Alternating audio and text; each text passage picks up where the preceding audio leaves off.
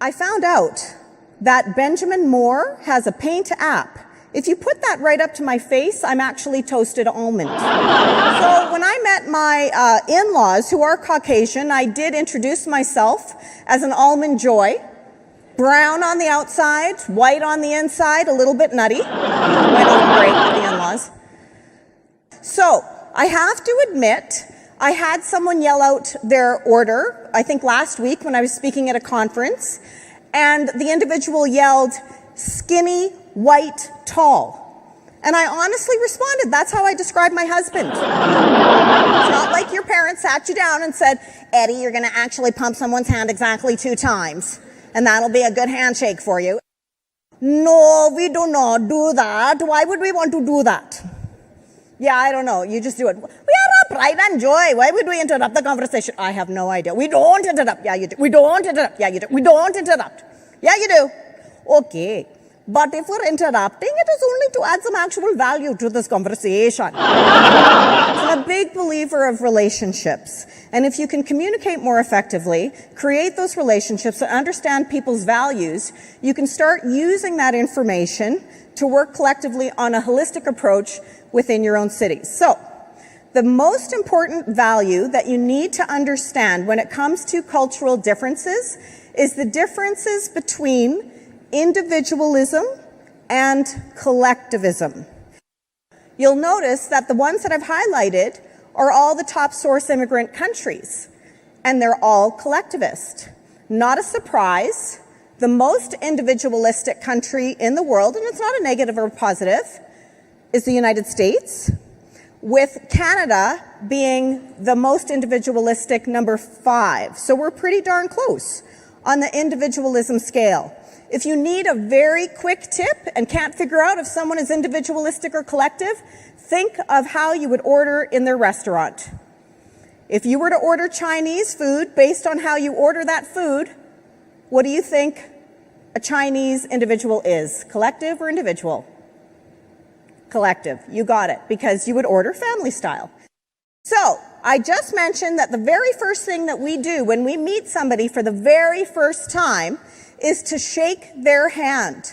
First impressions are made in 7 seconds or less. Before I even spoke today, you would have had a positive or negative impression based on me 100% on nonverbal interaction. Nonverbal in this case, what I'm wearing, maybe if I shook your hand, whatever it might be. And I want them to honestly tell me, based on the handshake alone, what their impression of me is. Based on handshake alone. Got it? Yes. Okay, Larry, based on handshake alone, impression of me. Kind of weak handshake. There was no grasp there. You just held your hand out. Okay, so your impression of me is I'm kind of weak, and you kind of, the way he's looking at me too, it's like, well, you're kind of weak. You're kind of weak. Yeah, but I met her before, and she wasn't like that. She sat at our table. That's why she knows us. I know. I had to pick on you. Okay, you're going to pass it on Jane. Jane, I'm going to shake your hand. Honestly tell me your thoughts on me, handshake alone. If you were meeting me for the first time, what are you thinking of me, just based on that? I would say very nervous. Okay. Also, maybe very unsure of what's going on. That sounds right. Very nervous and unsure of what's going on. Okay, you're going to pass it on to Gilbert now. Gilbert, honest. First impressions based on me, handshake alone. Indecisive. Indecisive. Did any of those impressions sound positive? Our first impression was made 7 seconds or less. All of those were a very negative impression. The handshake that I just gave all of you is very indicative of first-generation Chinese immigrant. Usually simply placing the hand in the hand. Some people have described it almost as a limp fish. In essence, when I do a lot of research, primary research, and when I've asked the why behind it, they said, I didn't want to hurt your hand. What are you thinking of me then now, Larry? I think you're very upfront, Yep. solid, a good handshake. I know a good handshake when I get one, and that was a good one. Very Larry. firm and very confident. Yeah, I love Larry. Gilbert. Confident, type A personality. Confident type A personality. Indirect communicators is where a yes might mean no. In the Filipino language, which is Tagalog, there's a word. The word is iwan. Iwan means yes or no.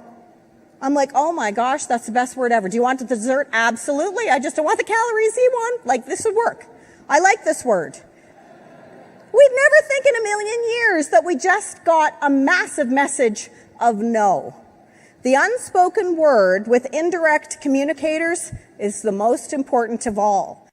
Bernard Baruch said, "We may have all come over on a different ship, but we're all in the same boat." Thank you very much, everybody.